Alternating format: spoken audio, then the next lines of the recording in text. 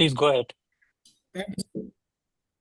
Thank you so much sir. और अपना थोड़ा सा हमें अपने बारे में बता दीजिएगा सर, और and then we will take on the title. Thank you so much sir, your take. So, okay. So thank you very much, Kashif, for reaching out to me and for hosting me. And also, thank you very much to all the participants who are joining. I don't know where, I think most of them are from KP or maybe from Chitral. लेकिन ये है कि सो मेरा नाम दिनार वली, बुनियादी तौर पर मेरा ताल्लुक चित्राल से है, अपर चित्राल, चरुन से। और प्रोफेशनली जो है मेरा थोड़ा डाइवर्स बैकग्राउंड है। So I used to work for in an academic institution as head of industrial relations, जहाँ पे मेरा काम बुनियादी तौर पर स्टूडेंट्स के लिए अपॉर्चुनिटी क्रिएट करना था। So I used to work with different companies across the sector, banking, beverages, telecom, petrochemical, oil and gas, cement, pharmaceuticals. So वो था। उसके बाद then I worked in a corporate sector में मैं I was head of research in partnerships. और then because I'm a researcher or I'm a very curious person, so I always had something in mind to have something of my own. So फिर मैंने अपना एक venture launch किया, एक startup launch किया। इसका नाम है Regen X dot eco. Regen means regenerative, X means exponential and eco means environmental. Okay, so Regen X dot eco जो है वो मेरा वेंचर है। और इसके साथ में जो है then I went to US, और फिर मैंने वहाँ पे ये क्लाइमेट स्मार्ट रीजेनरेटिव एग्रीकल्चर, इस कॉन्टेक्स्ट पे, इस डोमेन में मैंने फेलोशिप्स भी किए हैं। और फॉर द लास्ट 3-4 इयर्स तो मैं प्रैक्टिस भी करता हूँ हाई एल्टीट्यूड में रीजेनरेटिव एग्रीकल्चर। और इसके अलावा जो है रिसर्च और टेक्नोलॉजी भी बिल्ड करते हैं। तो ये एक बुनियादी तौर पर मेरा इंट्रोडक्शन है। तो अगर मैं so do you guys want me to share slides or the model I create, or you want me I just give answer to your question? क्या, what would you like? मुझे वो बताएं। जी पार्टिसिपेंट्स बताएंगे, बता देंगे इस। सर आई थिंक पहले presentation, फिर हम सर क्वेश्चन वगैरह कर लेंगे। सही है, ठीक है, ठीक है, ओके। तो let me share the presentation. और प्रेजेंटेशन के बाद मैंने जो रियल टाइम वो बनाया है वो भी आपको दिखाऊंगा। वो it's not a demo, rather entire platform. तो हम कैसे करते हैं वो भी दिखाऊंगा। और फिर जो है आपके क्वेश्चंस जो भी होंगे I try to address them. Okay, okay जी, this is desktop, this is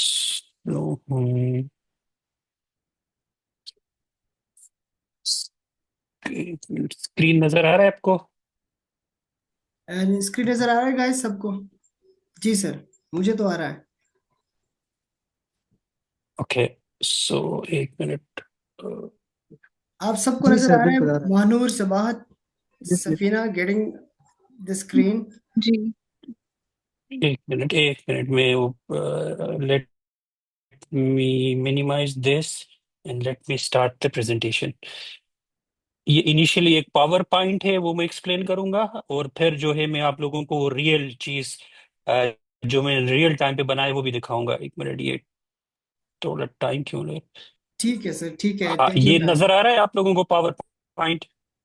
power point नजर जी, आ रहा है आपको? आपका अब ये स्क्रीन, मुझे कैन आ यू रहा है सी सर, बिल्कुल। मुझे भी आ रहा है। It? Building climate, okay, okay. So मैं फिर सो एंड मेरी आवाज भी क्लियर है, राइट? बिल्कुल सर, आपकी आवाज मुझे तो हेलो, आ रही है। सही है, ठीक है, ओके, ओके। क्योंकि ये थोड़ा चैलेंज होता है ना ऑनलाइन, और कनेक्टिविटी पे डिपेंडेंट है। सो बुनियादी तौर पर जो है ना मेन चीज जो है वो क्लाइमेट चेंज है, राइट? सो अगर हम क्लाइमेट चेंज की बात करते हैं, lot of people are talking about, or now what is happening here in Pakistan, you can see the flooding, the cloud burst, the glacier burst, and the havoc that is creating. So why it is happening? What actually is climate change? So बुनियादी तौर पर climate change ना अगर हम इसके science में जाते हैं तो I would recommend you guys एक बड़ा जबरदस्त किताब है और जो कि मेरा फेवरेट है। मैं उसको तकरीबन 4-5 दफा पढ़ चुका हूँ। That's called beyond the global warming. So beyond the global warming एक किताब है जो जिसको एक साइंटिस्ट ने लिखा है, उसका नाम है शकूरो मनाबे। मैं लिंक भी आप लोगों के साथ शेयर करूंगा। Syukuro Manabe is a professor physics at Princeton University, और शकूरो मनाबे को 2021 में फिजिक्स में नोबेल प्राइज भी मिला था, और वो जो नोबेल प्राइज बुनियादी तौर पर क्लाइमेट मॉडलिंग के ऊपर मिला था। तो one was Syukuro Manabe, another one was from Max Planck Institute in Germany, another scientist, and then Giorgio Parisi, a quantum physicist in Italy। तो इन 3 लोगों को नोबेल प्राइज मिला था 2021 में, और उनको जो नोबेल प्राइज मिला था वो बुनियादी तौर पर क्लाइमेट चेंज के, और उन्होंने क्लाइमेट मॉडलिंग की है। और Syukuro Manabe is doing it, these people are doing it for the last 4-5 decades, right. तो मेरा जो रेफरेंस है वो वहां से है, तो मैं उस कॉन्टेक्स्ट में इसको एक्सप्लेन करने की कोशिश कर रहा हूँ। तो climate because obviously population, now the world has around 8 billion, 7-8 billion population. We have industrialization and we are burning fossil fuel, so on and so forth. So बुनियादी तौर जो हमारा जो एटमॉस्फेयर है, the atmosphere which we have is mostly nitrogen. 70-78% nitrogen है, और तकरीबन कोई 17-18% जो है ऑक्सीजन है, और 2 or 3% जो ओजोन है, which is again an isotope of oxygen O3। और इसके अलावा जो है एंड देन कार्बन और नाइट्रस ऑक्साइड और मीथेन।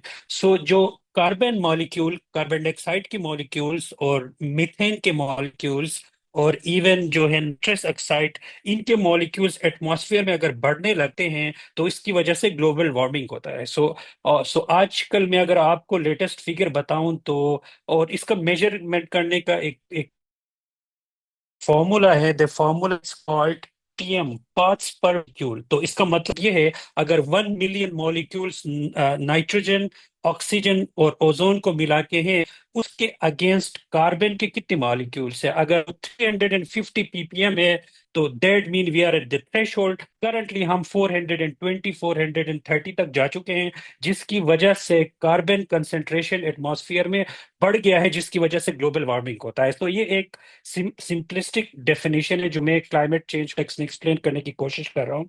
तो उसकी वजह से because of too much of concentration of carbon in the atmosphere, what we are seeing unusual weather patterns। सर्दियों में जो है we see cold, or and then in winter we see kind of hot weather, and then we see cloud bursts, then we see wildfires, then see glacier bursts, so on and so forth। So बुनियादी तौर पर ये reason है, right? So a lot of people now trying to solve this problem in a different way।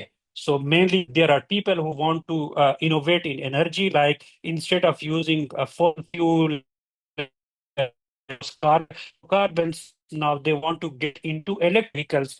Now they want to create energy from solar energy, and now people are into fusion energy. And then there are people who are trying to capture carbon directly from the atmosphere. And then there are people who are doing smart urban planning, so on and so forth. The kind of work I do in order to capture this atmospheric carbon and not emitting our carbon dioxide is around agriculture.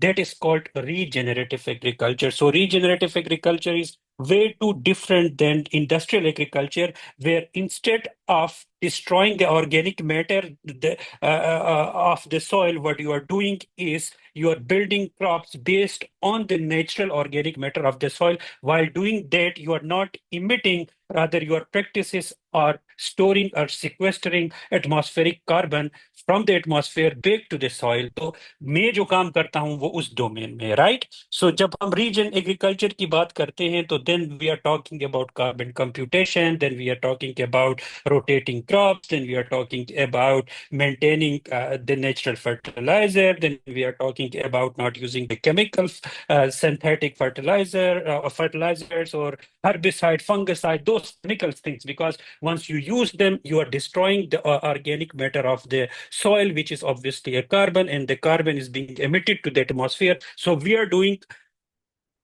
opposite of it. That is why it's called regenerative agriculture, and that's why my startup is called Regen X, and another way of terming it or naming it is carbon farming, right? तो climate change का ही मैंने आपको पूरा context बता दिया. Now, how can you compute atmospheric carbon? You ought to have some technology in place. So the kind of work that I'm doing is around geospatial modeling. So when we are talking about geospatial modeling, here I'm talking about using satellite imageries, right? So there are different kind of satellite imageries, there are different kind of geospatial computation, and there are different kind of geospatial AI models. They are now available open source. So I'm using those geospatial foundation model of AI, and as an input, I'm using satellite imagery from different providers, and then computing what are the visible lights, like the green color, the blue color, the red color, and how plants are absorbing these lights, or the light wavelength, or how they are reflecting, so on and so forth. तो जो मैं वो use करता हूँ, which is using the satellite imagery up to 10-meter resolution, and then computing on a geospatial foundation model, and then evaluating and measuring what is happening around glaciers, what happening around water, what about the normalized different vegetation index, what about the snow index, what about the atmospheric pressure, so on and so forth. ये बहुत मतलब it's way too broad, right?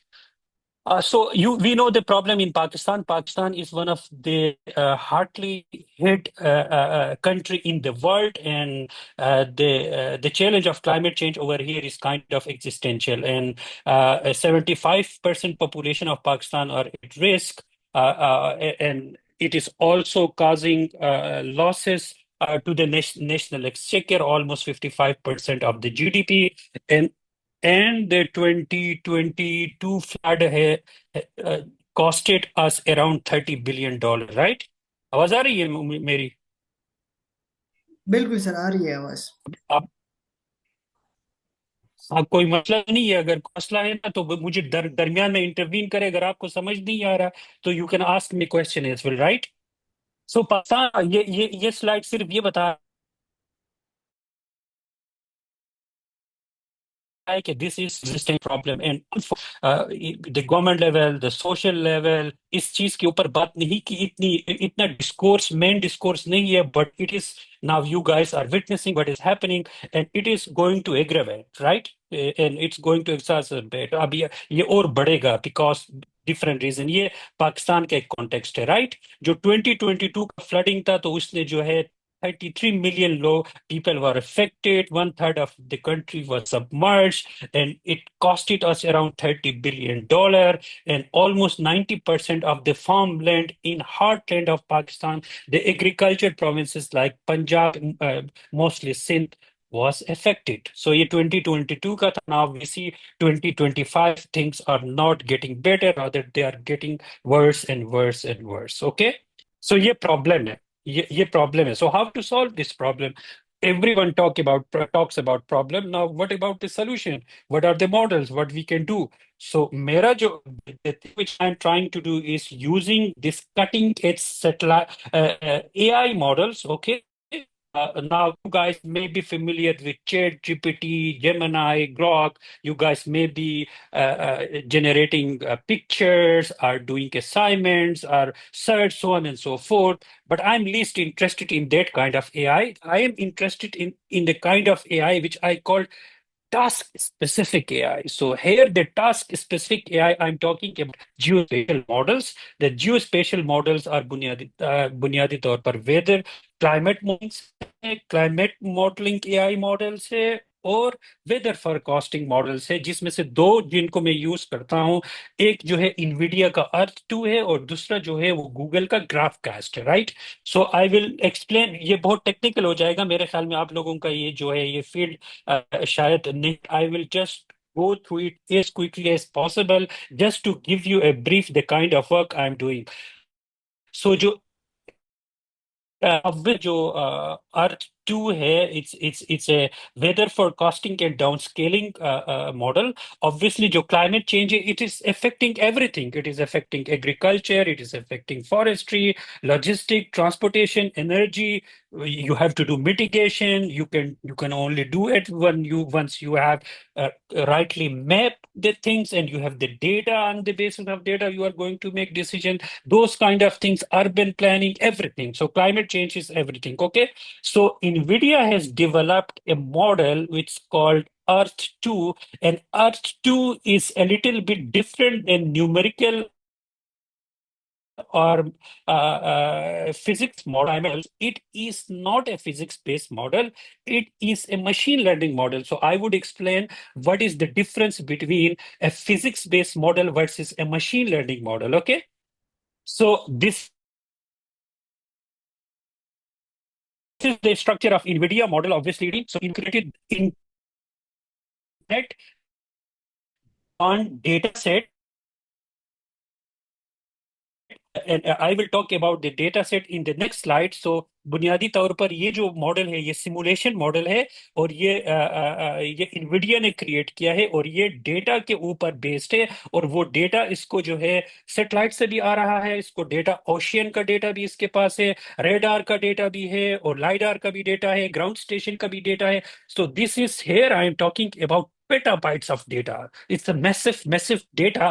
So NVIDIA का जो computing structure है उस पे उन्होंने इसको ट्रेन किया हुआ है। ट्रेन करने के बाद ये pre train model open source available है। जब ये ओपन सोर्स अवेलेबल है, हम अपने डेटा को इसके ऊपर ट्यून करके इन्फ्रेंस क्रिएट कर सकते हैं, जिसे हम इसके साथ we can play it. Obviously not everyone can play with it. Here I'm talking about data scientists, here I'm talking about meteorologists, here I'm talking about researchers like me, here I'm जो कि इसके जो कि community के लिए, government के लिए, या किसी इंटरप्राइज कंपनीज के लिए, या academic institution के लिए डाउनस्ट्रीम एप्लीकेशन बना सकता है based on this model. And ultimately this is a visualisation model, जिसमें आप पूरा जो प्लैनेट का जो वेदर है, क्लाइमेट मॉडल है, उसको आप विजुअलाइज करते हैं तो 3D में आपके पास आ जाता है। तो फिर आपको ये पता चलता है कहाँ पे प्रोबेबिलिटी ऑफ क्लाउड बर्स्ट है, कहाँ पे ग्लेशियर मेल्ट हो रहा है, so on and so fourth. ये इसका एक डेटा फेडरेशन है इस मॉडल का। Okay. So it is not a little bit different, it's totally different what the sir conventional model we sir ji ये please। अवेलेबल है सर प्रैक्टिकली पाकिस्तान में या दूसरे यूरोपियन कंट्रीज में है? या अच्छा। इसका या इसके वेट्स और इसका जो अल्गोरिदम ओपन सोर्स अवेलेबल है, बट इस पे डेटा को ट्रेन करना, इसमें स्किल डेवलप करना थोड़ा हार्ड है। So you have to work on it, right. तो और इसके लिए देन हमारे पाकिस्तान में चूंकि ठीक जीपीयू बेस्ड कंप्यूटिंग इंफ्रास्ट्रक्चर है नहीं, तो हम क्लाउड पे जाके इसको एक्सेस करते हैं। इनविडिया डीजीएक्स क्लाउड पे जाके हम इसको एक्सेस कर सकते हैं। तो ठीक ये है। मॉडल जो है ना, ये उन मॉडल से किस तरह डिफरेंट है जो कन्वेंशनल मॉडल है, जिनको हम फिजिक्स बेस्ड मॉडल हैं, जिनको हम न्यूमेरिकल मॉडल्स कहते हैं। न्यूमेरिकल मॉडल्स वो मॉडल्स होते हैं जो कि फिजिक्स के इक्वेशन साइंटिस्ट सॉल्व करते हैं, राइट। तो वो एक बहुत कॉम्प्लेक्स अल्गोरिदम होता है जो साइंटिस्ट ने उसको डिजाइन किया होता है, और वो जो अल्गोरिदम जो है वो फ्लूइड डायनामिक्स फिजिक्स के इक्वेशन होते हैं। वो दुनिया में 100 या 200 साइंटिस्ट होंगे जो ये कर सकते हैं, और ये फिर कंप्यूटर में सिमुलेट करने के लिए then you need a super computing cluster. और वो जो सुपर कंप्यूटिंग क्लस्टर है वो 700-800 मिलियन डॉलर का एक क्लस्टर होता है। तो वो जर्मनी में है, इटली में है, एक यूएस में है, चाइना में भी इस किस्म का है। तो ये जो कंप्यूटिंग क्लस्टर है, और ये जो साइंटिस्ट जो फिजिक्स की इक्वेशन को सॉल्व करके डिटर्मिनिस्टिक वेदर प्रिडिक्शन करते हैं, तो उनका डेटा हमारे पास आ रहे होता है, जिसमें हम ये कहते हैं कि अच्छा प्रिसिपिटेशन इतना है, टेम्परेचर इतना है, टेम्परेचर उस तरह हो। ये जो है it's very hard, only scientist can do it, and the algorithm not everyone can use it, it is for the scientist. और ये जो होता है ये कंप्यूटेशनली बहुत एक्सपेंसिव होता है। इनको हम कहते हैं न्यूमेरिकल मॉडल, इनको हम कहते हैं AI based, sorry physics based model. Physics based model इसलिए कहते हैं क्योंकि बुनियादी तौर पर साइंटिस्ट फिजिक्स की इक्वेशंस को सॉल्व करते वेदर की प्रिडिक्शन कर रहे होते हैं, और जो प्रिडिक्शन आ रहा होता है वो डिटर्मिनिस्टिक होता है, राइट। लेकिन जिन मॉडल के ऊपर हम काम करते हैं, मैं ये न्यूमेरिकल मॉडल के ऊपर काम नहीं करता हूं, ना मैं कर सकता हूं, ना मेरी ट्रेनिंग के। हम जिन मॉडल के ऊपर काम करते हैं वो है एआई मॉडल। जिस तरह इन्विडिया का R2 है, वो एआई मॉडल क्या करता है? एआई मॉडल बुनियादी तौर पर वो फिजिक्स का कोई इक्वेशन सॉल्व नहीं करता, वो डेटा के बुनियाद पे प्रिडिक्शन कर रहा होता है। तो डेटा, आप मेरे से ये पूछेंगे डेटा कहाँ से आ रहा है? डेटा वहां से आ रहा है जहां न्यूमेरिकल वेदर्स ने 4-5 डेकेड से वेदर के डेटा जनरेट कर चुके हैं। वो पेटाबाइट्स ऑफ डेटा है, राइट। और वो पेटाबाइट्स ऑफ डेटा, सेटेलाइट का भी डेटा है, रेडार का भी डेटा है, लाइडार का भी डेटा है, वेदर स्टेशन का भी डेटा है। ये सारा डेटा जो है इनविडिया के इस मॉडल के ऊपर ट्रेन है। ट्रेन होने के बाद historical data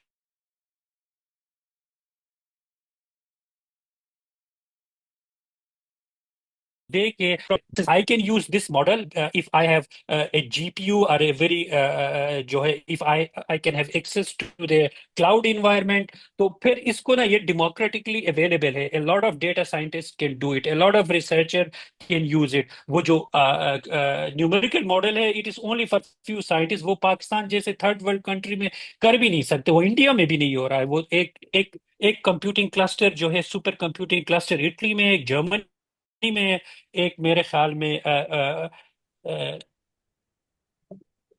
oceanic and atmospheric administration American के पास है, चाइना के पास है। तो वो उधर होता है। लेकिन ये जो है ये जो एआई जनरली अवेलेबल हो सकते हैं, तो इनको कोई भी जिसकी बेसिक अंडरस्टैंडिंग को वो इनके ऊपर काम कर सकता है। But what is the difference? ये डेटा के बुनियाद पर डिसीजन वो प्रिडिक्शन दे रहा होता है, और ये डिटर्मिनिस्टिक प्रिडिक्शन नहीं करता, ये प्रोबेबिलिस्टिक करता है। और प्रोबेबिलिस्टिक के साथ वो जो न्यूमेरिकल मॉडल्स है वो थोड़े से इंसाम्पल्स पे करते हैं।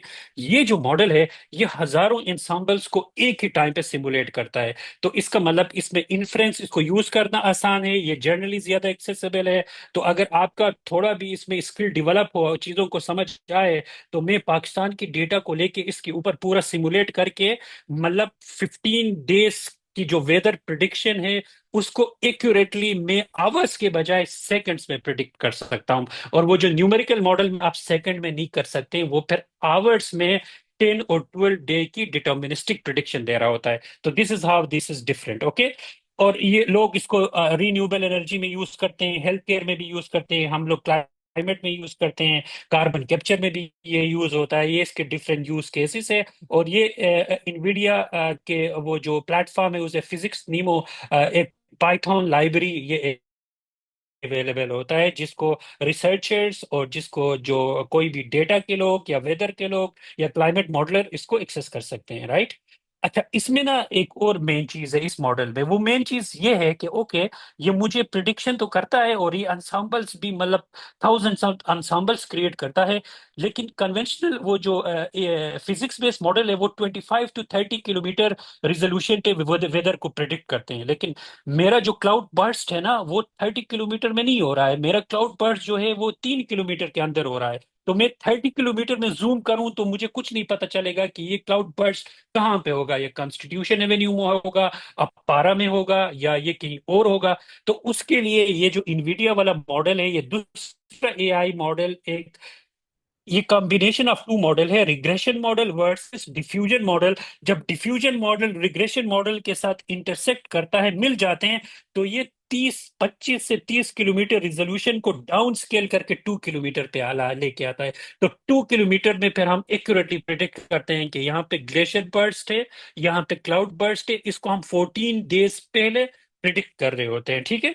तो इसको हम लोग कहते हैं डाउन स्केलिंग। सो ये जो R2 है, it is down scaling and it is vision. ये इसका आर्किटेक्चर, आर्किटेक्चर को छोड़े, ये चूंकि आपके लिए थोड़ा टेक्निकल होगा, मैं ये एक्सप्लेन करूंगा कि it is a combination of two model. One is the linear model which is a regression model, and then it applies diffusion model on top of it. Why does it applies diffusion model on top of it? Because we have down scale, we are not it what is happening in 25 to 30 kilometer resolution. Our data set, our area of interest is just 2 kilometre. तो अगर मैं 25 kilometre में देखूं तो मुझे कुछ नजर नहीं आएगा, ये केट है, काउ है, डॉग है, क्या है, ब्लर होगा। अगर मैं उसको 2 किलोमीटर में देखूं, मुझे एक्चुअली पता जाएगा कि ये कार है, केट है क्या। वो डिफ्यूजन मॉडल होता है, राइट। और ये आप देखेंगे, ये मैंने इधर इसकी वो भी लगाया। अगर आप फर्स्ट में इन पिक्चर्स को देखेंगे, आपको कुछ नजर नहीं आ रहा, ब्लर है। और आप आखिर के पिक्चर तो नजर आएंगे, आपको नजर आ रहा है कि यहाँ पे क्लाउड बर्स्ट है। अगर फर्स्ट में देखो, आपको कुछ नजर आए, ये ट्रेन है, ये गाड़ी है, जहाज है, ये तोप है, ये क्या है। लेकिन जब इस पर डिफ्यूजन मॉडल अप्लाई होता है, तो आप देखो क्लियर कट आपको पता चल जाता है कि ये जो है, ये हाई स्पीड रेल है। और यहाँ पे तीसरे में देखे, यहाँ पे भी आपको कोई कुछ नहीं पता चल जाता, ये बिल्कुल ब्लर है। जब इस पे डिफ्यूजन मॉडल यूज होता है, लास्ट में देखा आपको क्लियर कट पता चल जाता है कि ये ट्री है। इसी तरीके से हम क्लाउड बर्स्ट को मेजर कर सकते हैं, इसी तरीके से हम प्रेसिपिटेशन, टेम्परेचर और ये जितनी फ्लूइड डायनामिक्स के वेरिएबल्स हैं उनको देख देख सकते हैं based on diffusion model. Okay. अच्छा, ये इनविडिया का मॉडल था, इसको और दूसरा इसको तो मैं यूज कर रहा हूँ, ये ग्राफकास्ट, ये गूगल का मॉडल है। Again this is Jio special model. ये गूगल का जो मॉडल है, ये डाउन स्केलिंग नहीं करता, ये वेदर प्रिडिक्ट करता है, एक्यूरेटली वेदर प्रिडिक्ट करता है। और ये 12 to 14 डेज पे करता है। और वो जो फिजिक्स के मॉडल हैं, वो आवर्स लेते हैं प्रिडिक्शन करने में। ये जो गूगल का मॉडल है, ये 1 मिनट के अंदर अंदर प्रिडिक्शन करता है। तो इसका आर्किटेक्चर मैं जल्दी आपको बता दूं। एक तो ये है कि ये न्यूमेरिकल मॉडल मैंने आपको पहले एक्सप्लेन किया, दे आर वेरी एक्सपेंसिव। एक कंप्यूटिंग क्लस्टर जो है वो 7 से 800 मिलियन डॉलर का है। And then you need state of the art world leading scientist, वो दुनिया में हर जगह वो नहीं होते हैं। और ये जो ग्राफ कास्ट है, ये फिर वाइडली अवेलेबल है। तो एक तो इसका ये एडवांटेज है। दूसरा एडवांटेज ये है कि वो आवर बेसिस पे प्रिडिक्शन करते हैं। तो एक आवर में अगर आप प्रिडिक्शन करते हैं, तो वो तो अगर क्लाउड बर्स्ट है या कोई और वेदर फेनोमेना है, तो वो तो डैमेज कर चुका होगा ना। तो आवर में आपको इतनी ज्यादा प्रिसीजन नहीं मिलता। उसको अगर आप 1 मिनट के अंदर करते हैं, then you will save people and then you can take mitigation strategy. तो आप मिटिगेशन कर सकते हो, दूसरा ये फायदा है, ठीक है। और इसका जो आर्किटेक्चर है, ये क्या करता है, ये मैं आपको सिंपल बताऊं आसान जबान में। ग्राफ कास्ट 6 आवर का डेटा, वेदर का डेटा ले लेता है एज एन इनपुट इनकोडर में, उसको प्रोसेस करता है गूगल के कंप्यूटिंग इंफ्रास्ट्रक्चर पे, इनकी जो टीपीयू है। प्रोसेस करने के बाद 6 आवर का डेटा एज एन इनपुट लेता है, उसको प्रोसेस करके प्रिडिक्ट करता है अगले 6 आवर का, कि अगले 6 घंटे में वेदर कैसे होगा। तो उस 6 घंटे की वेदर की प्रिडिक्शन करता है। फिर इसने जो प्रिडिक्ट किया है दूसरे साइकिल में, उसको इनपुट लेता है, फिर अगले 6 घंटे की ये प्रिडिक्शन करता है। तो this is an input output encoder decoder model, where what it does, it takes 6 hour weather data as an input, process it and do the prediction for the next 6 hour. In the next cycle it takes the output as an input and do the same process again and again and again. तो ये 6 6 our पे weather की prediction कर रहा होता है। वो जो इनवीडिया का मॉडल वो फोरियन न्यूरल नेटवर्क है। और ये जो है, ये ग्राफ न्यूरल नेटवर्क है। ओके। तो और ये बहुत फास्ट है, एक एक मिनट के अंदर डिसीजंस में ली जाती हैं। और ये चूंकि डाउन स्केलिंग नहीं करता, और ये फिजिक्स बेस्ड मॉडल जो है, आ, आ, उनको परफॉर्म करता है बहुत सारे बेंचमार्क में। 95 to 98% एक्यूरेसी इसकी होती है। और ये एक्सट्रीम वेदर को प्रिडिक्ट करता है, और ये भी जनरली ओपन सोर्स अवेलेबल है। ओके। अच्छा, ये तो मैंने आपको मॉडल आर्किटेक्चर बताया ना, कि ये मेरे ख्याल में आप लोगों का ये एरिया नहीं है, तो शायद आप लोगों को इसको लर्न करने में थोड़ा दिक्कत हुआ होगा, बट जस्ट फॉरगेट इट। हम उस इन मॉडल को यूज करते हैं। इन मॉडल को यूज करने के लिए डेटा कहाँ से आ रहा है? तो जो डेटा आ रहा है, मैं जो काम करता हूँ वो लेता हूँ। किस किस्म के सेटेलाइट, डिफरेंट सेटेलाइट से और डिफरेंट बेड्स में वो हमें डेटा दे रहे होते हैं। तो मल्टी स्पेक्ट्रल, और दूसरे को हम कहते हैं हाइपर स्पेक्ट्रल, राइट। स्पेक्ट्रल बहुत कटिंग एज है और बहुत महंगे होते हैं। और जो है, उनको सब्सक्रिप्शन के बुनियाद पे वो डेटा हमें मिल रहा होता है। लेकिन जो मल्टी स्पेक्ट्रल है, जिस तरह लैंडसेट 1 है, 2 है, या सेंटिनल 2 है, जिसको हम as an open source free भी अकेले, जिसको हम यूज कर सकते हैं। तो हम लोग जो है, मैं by and large multi spectral satellite imagery करता हूं। लेकिन मुझे कोई बहुत स्पेसिफिक चीज को कंप्यूट करना है और बहुत नैनो स्केल पे करना है, तो उस केस में मैं मल्टी स्पेक्ट्रल यूज नहीं कर सकता। उस केस में मुझे हाइपर स्पेक्ट्रल यूज करना पड़ेगा, जो कि अभी मैं नहीं कर रहा हूँ। अभी मैं जो जितनी मॉडलिंग करता हूँ वो मल्टी स्पेक्ट्रल है। गोइंग फॉरवर्ड जितना टेक्नोलॉजी इंप्रूव हो रहा है, कंस्टलेशन ज्यादा होता जा रहा है, तो ये सेटेलाइट इमेजरी की कॉस्ट, जिस तरह computing cost marginal cost zero के करीब है, तो इनकी कॉस्ट भी नीचे आएगा। तो ये हाइपर स्पेक्ट्रल भी हमें जो है बहुत कम प्राइस पे अवेलेबल हो सकता है। तो इनमें डिफरेंस ये है कि मल्टी स्पेक्ट्रल जो है वो तकरीबन 10 टू बैंड तक हम यूज कर सकते हैं, उससे आगे नहीं कर सकते हैं। हाइपर स्पेक्ट्रल जो है वो 400 बैंड तक चला जाता है, राइट। जो मल्टी स्पेक्ट्रल की कटिंग एज रिजोल्यूशन है ना, वो हम 3 metre resolution, 3 by 3 metre grid पे यूज कर सकते हैं। और हाइपर स्पेक्ट्रल है वो हम सेंटीमीटर और नैनोमीटर पे भी जा सकते हैं, राइट। और लेकिन चूंकि वो कॉस्टली होते हैं और हमारे पास वो रिसोर्सेज नहीं होते हैं, तो हम लोग जो है, चूंकि हमारा काम मल्टी स्पेक्ट्रल से चल जाता है, तो मल्टी स्पेक्ट्रल सेटेलाइट इमेजरी का डेटा एज एन इनपुट लेके, जो मशीन लर्निंग मॉडल मैंने आपको दिखाया उसके ऊपर ट्रेन करके हम प्रिडिक्शन कर रहे होते हैं। तो किस चीज पे कर रहे होते हैं? नाउ यू कैन आस्क मी। हम एग्रीकल्चर के लिए करते हैं, जो कि मेरा यूज केस है। हम फॉरेस्ट के लिए करते हैं कि कितना डिफोरेस्टेशन हो चुका है और किस एरिया में फॉरेस्ट डेंसिटी ज्यादा है और उस फॉरेस्ट में कार्बन कितना स्टोर है। और फिर हम इन्वायरमेंट वेदर को प्रिडिक्ट करते हैं और क्लाइमेट मॉडलिंग कर रहे होते हैं। और माइनिंग तो मेरा एरिया नहीं है, लेकिन स्पेक्ट्रल सैटेलाइट इमेजरी से आप माइनिंग में भी कर सकते हैं कि ओके, इसमें गोल्ड के रिजर्व्स हैं, या इसमें जो है कॉपर है या आयरन है या लिथियम है, तो उसमें भी ये यूज करते हैं। चाइनीज जो है ये हाइपर स्पेक्ट्रल जो है माइनिंग में ज्यादातर यूज करते हैं। मैं जो है फॉरेस्ट में, एग्रीकल्चर में और इन्वायरमेंट में यूज कर रहा होता हूँ। ओके, ये उनके जो है कंपैरिजन है कि multi spectral hyper spectral cost क्या है, एडवांटेज क्या है, कॉम्पिटेंस क्या है, वो उसका एक स्लाइड है। ओके, और फिर ये जो मैंने आपको ऑलरेडी एक्सप्लेन किया, ये सैटेलाइट इमेजरी हमारा इनपुट है, डेटा है, रॉ डेटा है। वो विजिबल लाइट में भी आता है, इंफ्रारेड लाइट में भी आता है। तो उसको हम इन मशीन लर्निंग मॉडल के ऊपर ट्रेन करके अपनी मॉडलिंग कर रहे होते हैं। ओके, अब ये मैंने चित्राल में किया है, ये मैं आपको दिखाता हूँ, ये आपके लिए इंटरेस्टिंग होगा।